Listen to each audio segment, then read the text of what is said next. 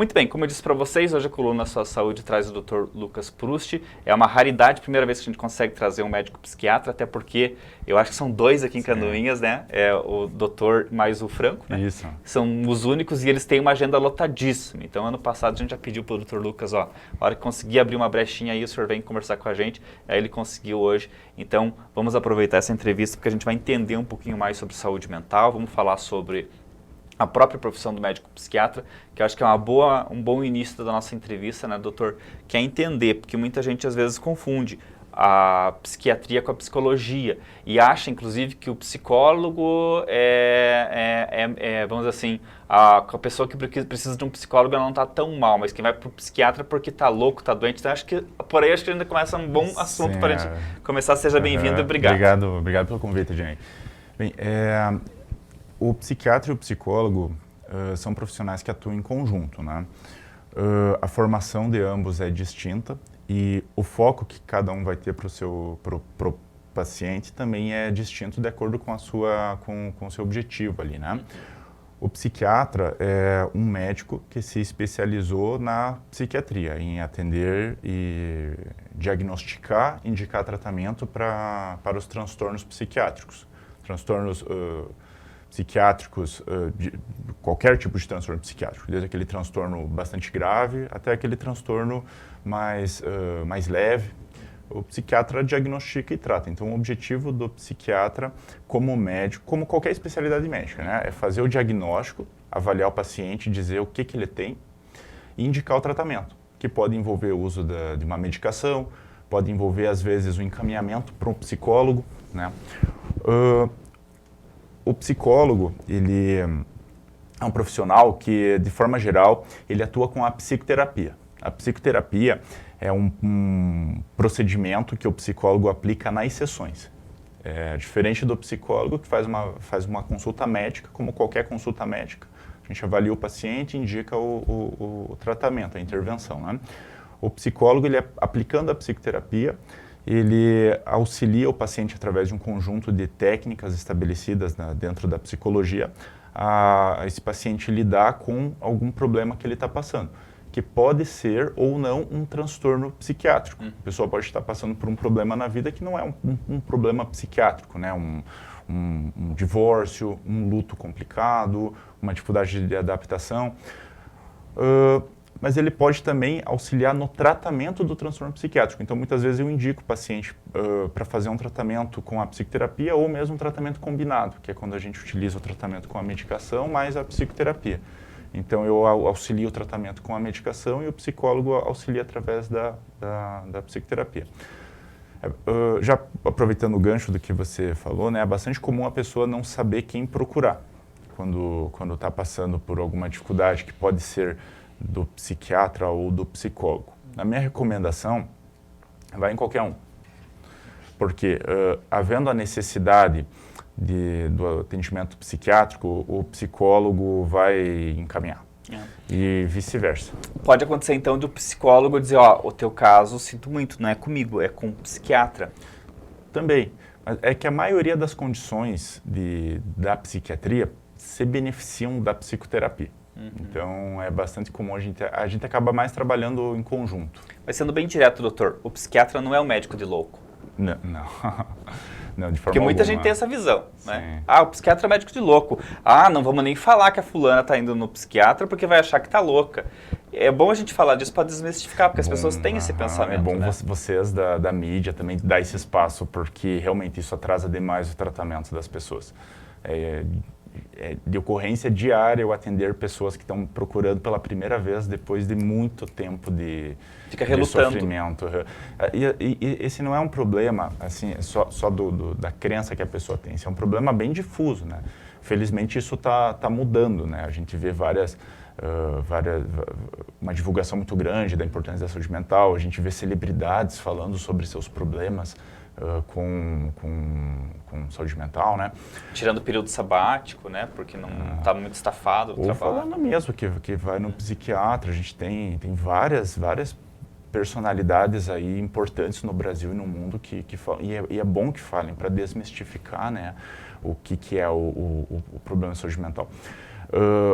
existe um estigma muito grande com a psiquiatria. A psiquiatria, ela é como se fosse o patinho feio da medicina, né? Então, a pessoa, ela não relutaria, por exemplo, de procurar um cardiologista se ela está tendo um problema cardíaco, mas a pessoa realmente reluta ir no psiquiatra se ela está tendo um problema psiquiátrico. Até a terapia tem um ar de, né, preciso fazendo terapia, é ótimo, recomendo. Agora, ninguém diz, eu estou indo no psiquiatra, é ótimo, recomendo, né? De forma geral, o psiquiatra, ele vai, quando ele faz o diagnóstico da pessoa, faz um tratamento, a pessoa melhora, ela acaba trazendo assim para os familiares, os amigos. É bastante frequente assim que o tratamento adequado vá trazendo assim as pessoas, desmistificando, né? Eu tratei, eu tô bom, eu não tô grogue, não sou um zumbi, não estou viciado no remédio, a pessoa procura com menos medo, né? Existem alguns receios que são muito comuns e que atrasam o tratamento, a busca por tratamento. É bastante comum a pessoa ter um receio de ficar viciada no remédio. Esse é um problema bem importante que atrasa muito a busca por tratamento. Existem medicações que viciam, são as medicações que vêm com aquela receita, uma receita quadrangular azul, que são os medicamentos tarja preta. Esse tipo de medicamento tem o potencial de viciar, mas existe uma forma correta de se utilizar que a gente previne esse tipo de problema. Na prática, o psiquiatra acaba nem usando muito esse tipo de medicação. Acho que isso me deu até uma oportunidade de falar de um assunto muito sério que talvez não seja uma coisa de Canoinhas, seja de várias cidades, mas há uma alta profusão, isso eu ouço de médicos que trabalham com a rede pública, de remédio para dormir, que é os chamados Zolpidem, que é o tarja preta, e que tem gente que é dependente desse remédio, toma 1, 2, 3 por noite, e ele, de certa forma, isso eu ouvi de um médico que trabalha na rede pública, para o governo ou para o SUS é muito cômodo, porque ele é um remédio barato, e a pessoa está com um problema muito maior, que custaria muito mais para o SUS, mas ela toma aquele remédio, dorme e acha que está curada do problema que ela viria a ter. Mas ele traz sérias consequências, o Zolpidem. Pode. Inclusive, ele pode viciar. O Zolpidem, como qualquer medicação, ele é uma ferramenta. Então, você pode usar, fazendo uma analogia, você tem uma ferramenta que você pode utilizar para construir uma casa, um hospital, uma escola. Mas você pode usar a mesma ferramenta para quebrar a cabeça de uma pessoa que você não gosta, né? Então, o Zolpidem, ele é uma ferramenta. Ele, usado da forma correta, é uma excelente medicação. Só que ele tem uma indicação bem precisa para utilizar. Não é todo mundo que se beneficia dele. O médico tem que prescrever da forma correta, na indicação correta, e o paciente tem que seguir essa recomendação. O Zolpidem, ele não é um remédio tarja preta. Na minha opinião, deveria se pensar e talvez colocar ele nessa categoria realmente, porque o Zolpidem, ele pode, dependendo da forma como for usado, causar uma dependência química mesmo. A dependência química, a pessoa vai perdendo o efeito daquela substância, ela tem que utilizar doses cada vez maiores. É por isso que acontece isso que você comentou, da pessoa usar depois 2 comprimidos, porque um já não é suficiente, depois 3, né? Questão do sono é uma questão bem interessante para procurar um psiquiatra, porque o sono é uma alteração que tem uma causa para a pessoa estar com dificuldade para pegar no sono. E o psiquiatra, ele é especialista em avaliar esse tipo de causa. Então, a gente sabe tratar o problema pela raiz, digamos assim. Você está colocando uma situação hipotética, assim, doutor. A pessoa ela dorme super bem, super de boa e tal, mas aí acontece uma situação X, por exemplo, ela está sozinha, ela tem medo, por exemplo, e ela dorme com umas pessoas em casa, mas aquele dia ela está sozinha, e ela começa a ter pensamentos que aumentam esse medo, logo ela não dorme, passa uma noite em claro. Isso quer dizer, então, que, por exemplo, o problema do sono ele pode ser desencadeado por vários outros fatores, inclusive coisas do nosso inconsciente? Sim. Existem várias causas para alguém ter dificuldade no sono. Em relação à preocupação, ao medo, isso é muito comum acontecer nos transtornos de ansiedade. A pessoa que sofre de um transtorno de ansiedade, ela tem uma tendência a se preocupar demais com as coisas, se preocupar em excesso. E esse excesso pode gerar vários sintomas, incluindo dificuldade para pegar no sono. A pessoa frequentemente deita já sofrendo, pensando que ela não vai dormir. Ela não está indo dormir relaxada, ela está indo dormir tensa, pensando já que se ela não pegar no sono, amanhã ela vai estar cansada. Ela está sofrendo lá com o futuro já, não relaxa, o sono não vem, daí ela percebe que o sono não vem, ela fica mais ansiosa ainda, né? Aí o Zolpidem... E o sono, você tem que ir conduzindo o teu corpo pro sono, né? Relaxando, não usando telas, né? Tudo isso aí, sim, né? Sim. O Zolpidem, ele cabe muito bem em algumas situações. Tem um jeito bem certinho de usar, mas se usar da forma inadequada, ele pode dar... E quanto mais não usar, ser interessante mais você mesmo. pode viciar. O Zolpidem, ele é uma medicação para ser usada de forma geral, né? Claro, às vezes pode ter um médico que por um raciocínio usa de uma outra forma, mas de forma geral, o Zolpidem, ele é muito bom para quem tem dificuldade para pegar no sono. Então, o Zolpidem, ele tem uma duração muito curta no organismo, então ele é mais para fazer aquele início do sono. E o ideal é que ele seja usado de uma forma temporária, enquanto se realizam outras abordagens para ajudar a pessoa a pegar no sono, a resolver o problema mesmo. Então o Zolpidem, ele é mais como um step. Você fura o pneu do carro, você coloca o step para você só ir fazer, enquanto você não resolve o problema em definitivo, né? Então ele tem que ser de uso temporário e de forma ideal somente se necessário. Tentar dormir sem, se não conseguir tomar. E existe um efeito que o Zolpidem pode fazer, que ele deixa a pessoa um pouco mais desinibida, e ele pode fazer uma amnésia, que a pessoa não lembra o que ela faz quando ela toma o remédio. Então é comum a gente vê relato assim da pessoa que fez compras online, ou que mandou mensagem para alguém, ou que andou pela casa fazer alguma coisa. O Zolpidem, ele tem que ser tomado sempre na cama. Ele é um remédio para na cama, sem mexer no celular, com a luz apagada.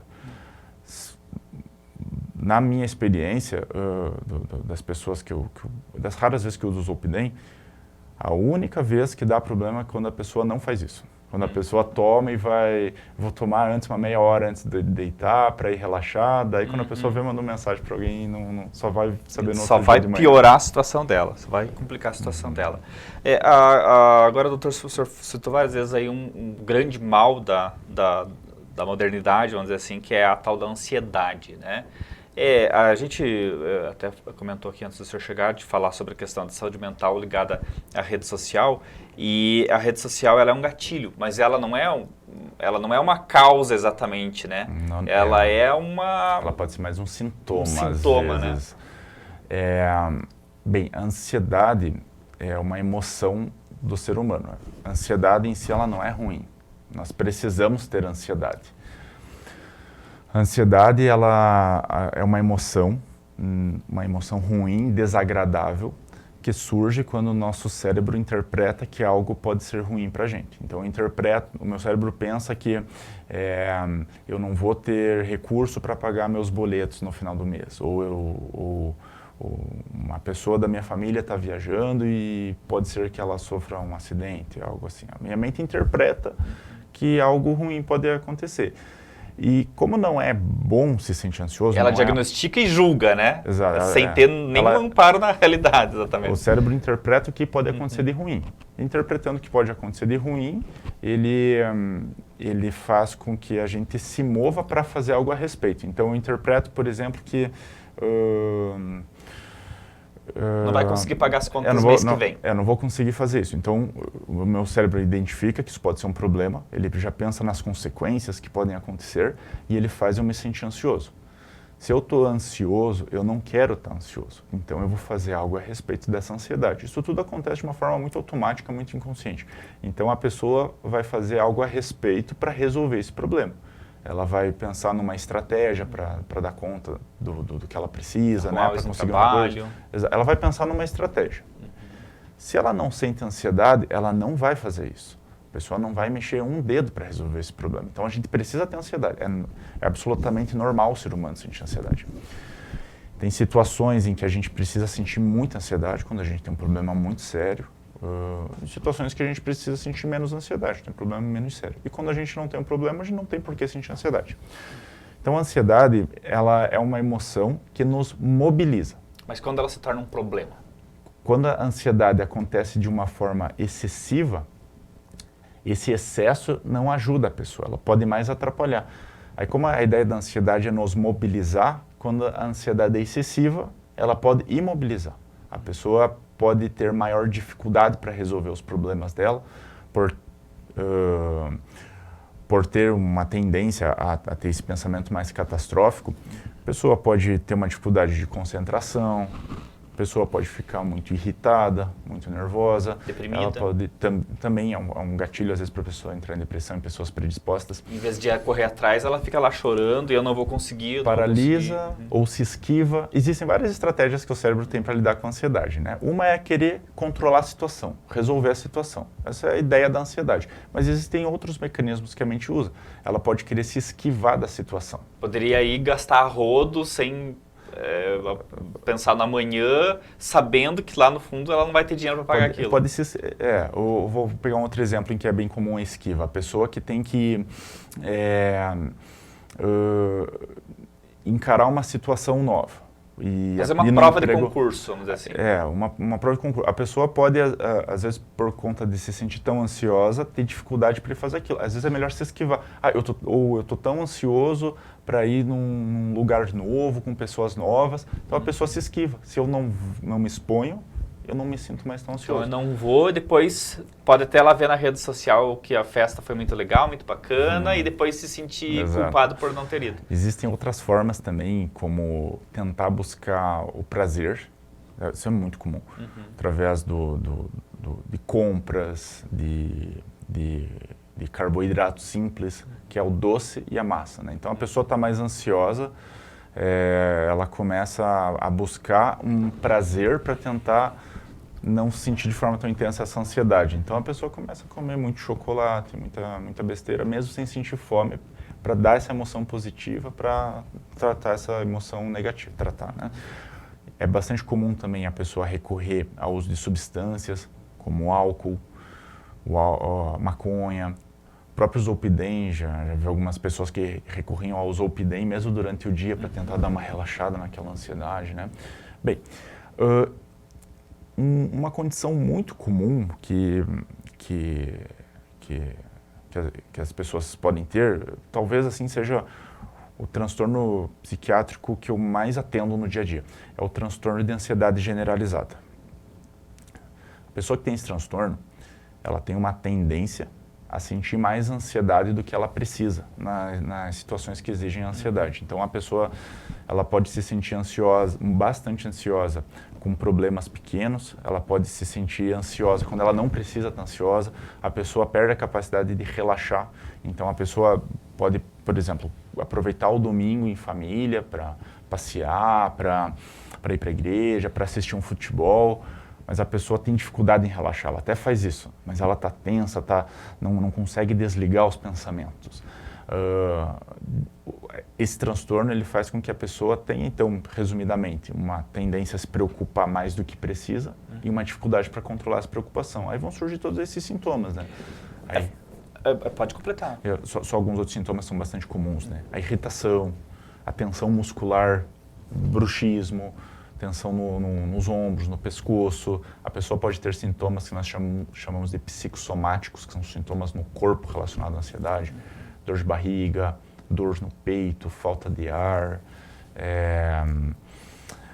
A pessoa começa a ficar mais irritadiça, ela pode acabar assim, dando uma patada em alguém por pouca coisa, às vezes.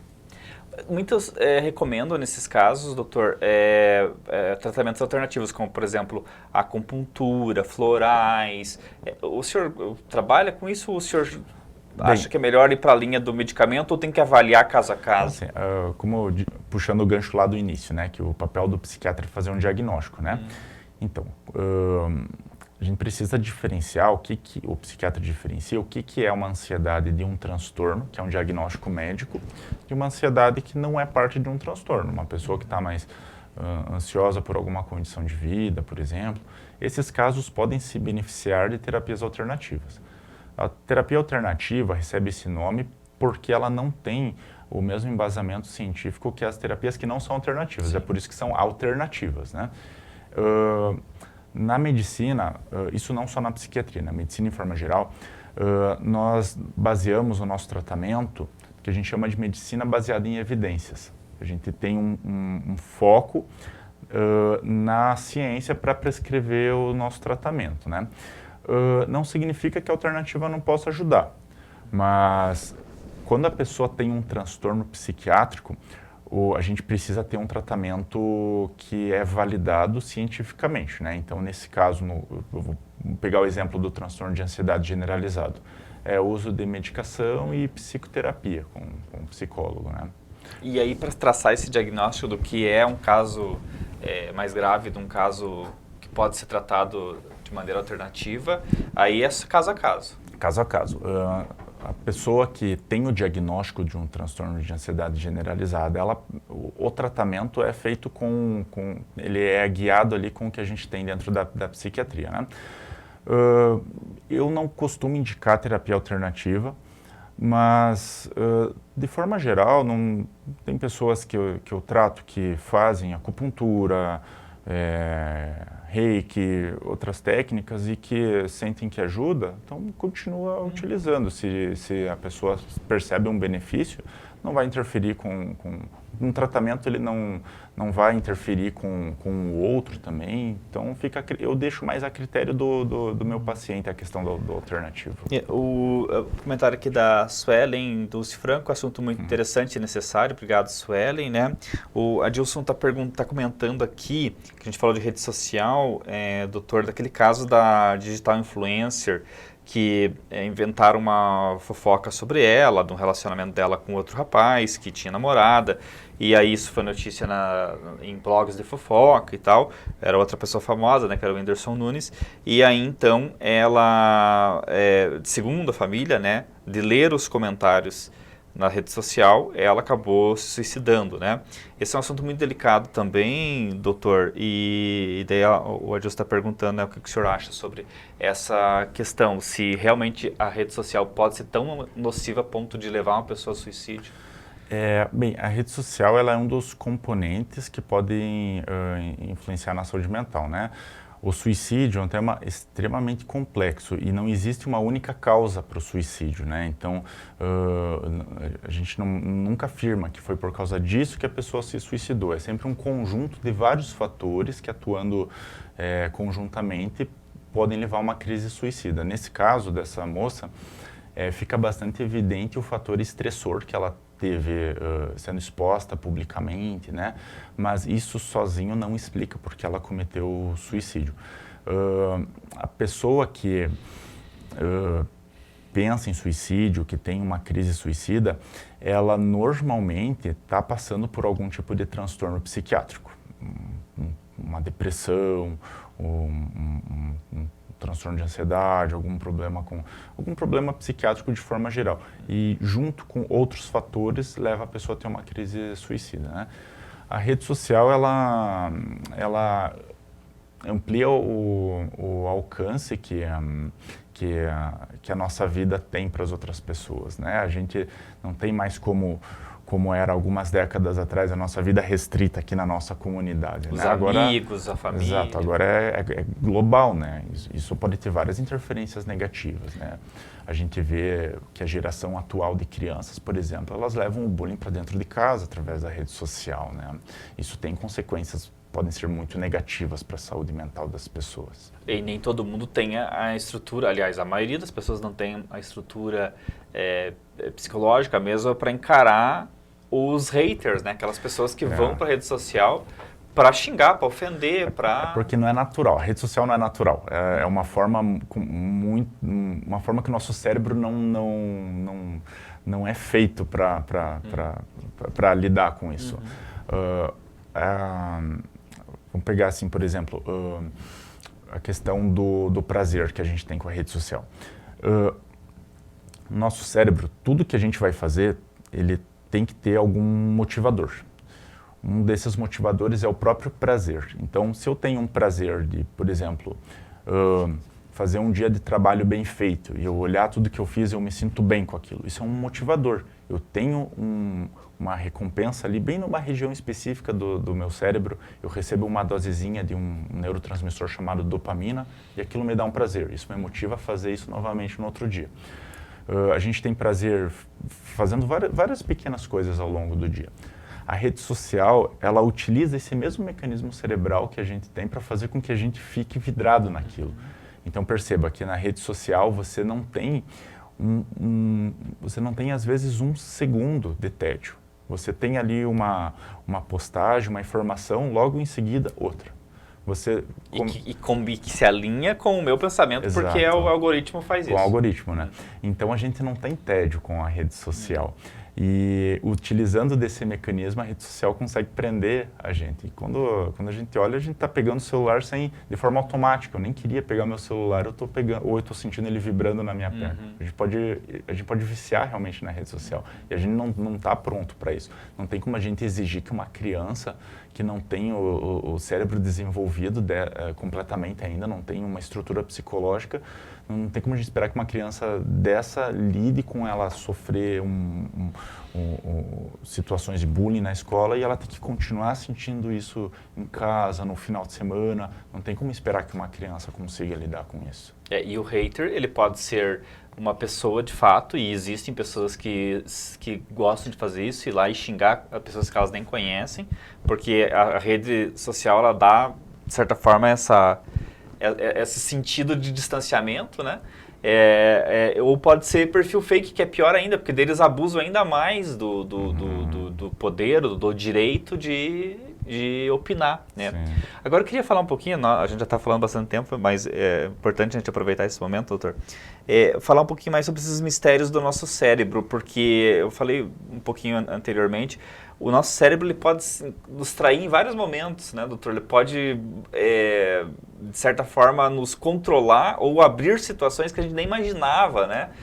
De medo, de receio, de ansiedade e até mesmo coisas que não têm lógica, mas que de alguma forma aquilo faz sentido. Como a gente pode domar melhor o nosso cérebro para ele não nos trair, para ele não ser de certa forma, fazer a gente sofrer ou fazer a gente ter medo de algo, por exemplo? Bem, não existe uma fórmula geral, né?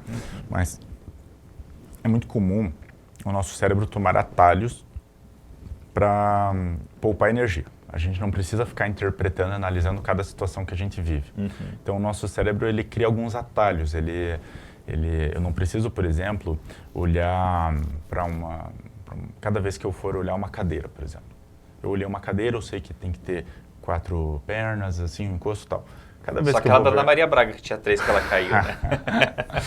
Mas cada vez que eu for olhar uma cadeira, eu não preciso ficar fazendo todo esse processo de ficar analisando. Então o cérebro ele toma atalhos para poupar energia. Ele é muito eficiente nisso. Só que às vezes ele distorce as coisas, o que a gente chama de distorção cognitiva. Então a pessoa ela pode interpretar uma situação de uma forma enviesada. E isso pode... Bem, todo mundo faz isso, mas tem pessoas que têm uma tendência a fazer isso de uma forma mais recorrente. Pode ser uma pessoa, por exemplo, que tem um transtorno de ansiedade, que tem uma tendência a ver as coisas de uma forma mais catastrófica, de esperar sempre o pior. Então, se uma pessoa falou, um colega de trabalho disse alguma coisa, a pessoa interpreta aquilo da pior forma possível. Porque está falando dela, ou porque ela ouviu algo que ela vai ser mandada embora. A pessoa tem essa tendência, esse viés. E às vezes a pessoa ali não está falando nada a ver com ela, né? Bem, às vezes, quando a pessoa tem um transtorno psiquiátrico, essas distorções ficam mais ativas. Uma pessoa que tem um quadro de depressão, por exemplo, ela pode ter uma distorção de ver as coisas de uma forma mais melancólica, mais desesperançosa, né? E quando ela melhora da depressão, ela não vê mais tanto assim. Para melhorar, bem, de forma geral, você tem um transtorno psiquiátrico, vou fazer o acompanhamento com o psiquiatra. Isso ajuda muito. Mas a pessoa não pode ter essas distorções e não ter um transtorno psiquiátrico. Nesse caso, o psicólogo ajuda bastante nisso. Então, aceitação, legitimação. O psicólogo vai te ajudar a entender o funcionamento da tua mente. Por que ela funciona daquela forma e pode te ajudar a, quando você tem uma situação que geraria um pensamento de uma determinada forma, te ajudar a interpretar de uma outra forma que seja mais saudável. A rejeição, que muitos têm problema com rejeição, né? Às vezes a pessoa, por exemplo, amorosamente, a pessoa não quer mais ter um caso com você porque ela não é que você é feio, que você é sem nenhum atrativo, que a pessoa não quer mais, é porque ela não quer. Mas a pessoa se entende que ela não é mais benquista por ninguém, não vai encontrar mais ninguém e tal. Né? Se isso está causando um sofrimento na vida da pessoa, um psicólogo ajuda muito nisso. O Clemir comentou aqui um caso bem interessante, não sei se o senhor assiste o Big Brother, mas teve um caso recente de uma menina que ela pediu para sair porque ela pôs na cabeça dela que aquele programa era todo em torno dela, né? E que e que todos eram atores e atrizes e que fizeram aquilo como uma pegadinha para ela. Daí ela pediu para sair, que daí ia acabar o programa. E bem no fim não era, porque o Big Brother, a dinâmica dele é outra, né? Ela era mais uma no meio dos demais, né? Isso é bem o que o senhor falou agora, quer dizer, a pessoa fantasiou, criou... Isso é uma tendência mais paranoide, né? Uma pessoa, bem, eu não assisto, mas ouvindo assim, me parece bastante assim, se algo que a gente chama de paranoia. A pessoa tem essa tendência a interpretar situações como sendo próprias dela, né? E não tem nada a ver com ela. Isso pode acontecer em pessoas saudáveis em determinadas situações e não representar um problema de saúde mental. Situações de estresse grande podem... Não imagino o que é você estar numa casa o tempo todo com câmeras, né? E sendo provocado, né? Porque eles provocam a discórdia, provocam as situações. Mas isso pode acontecer por outras coisas também. Em um nível mais patológico, em que a pessoa perde o juízo da realidade, a gente diz que a pessoa está num surto psicótico. É bem comum surtos psicóticos terem delírios paranoides. A pessoa ela pode acreditar realmente que tem um complô contra ela, que está sendo vigiada, ou até mesmo que tem câmeras vigiando, né? Então, existem várias causas para isso. Sobre esse caso específico eu não posso comentar mais porque eu não conheço. Né? Mas é o típico de quem... E tem também um pouco de egocentrismo aí, né?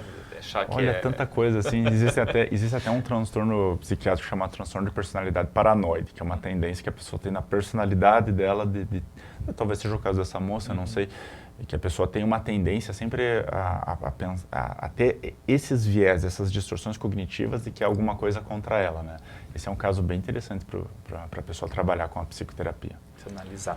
O Gabriel Adur, Dr. Lucas, excelente profissional. O Osmar Ferreira, bom dia, elogiando também o Dr. Lucas. O Demir Alves, também excelente entrevista, bom dia para vocês que estão nos acompanhando. São agora 11 horas e 8 minutos, a gente está encaminhando aqui para o encerramento dessa entrevista, mas eu gostaria de voltar num ponto que a gente falou ali no início com o doutor, que é, qual é o momento de procurar um psiquiatra ou um psicólogo?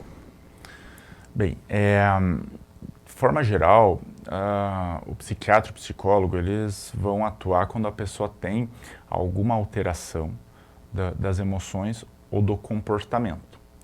Se essas alterações estão causando sofrimento ou estão prejudicando a vida da pessoa de alguma forma, no trabalho, no casamento, na família, a pessoa tem uma disfuncionalidade, isso pode ser um indicativo de um transtorno psiquiátrico.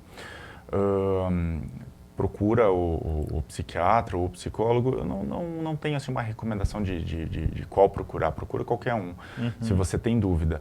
Às vezes é mais claro quem a gente deve procurar, mas na dúvida procura qualquer um que porque daí dá o encaminhamento correto. Um pode fazer o encaminhamento para o outro, né? Isso. E uma pergunta aqui bem interessante do Márcio é se o psiquiatra pode fazer o internamento compulsivo de pessoa dependente química. Sim.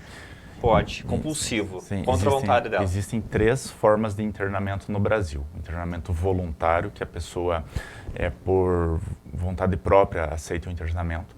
E existem 2 modalidades que são contra a vontade da pessoa, que é o internamento involuntário e o internamento compulsório.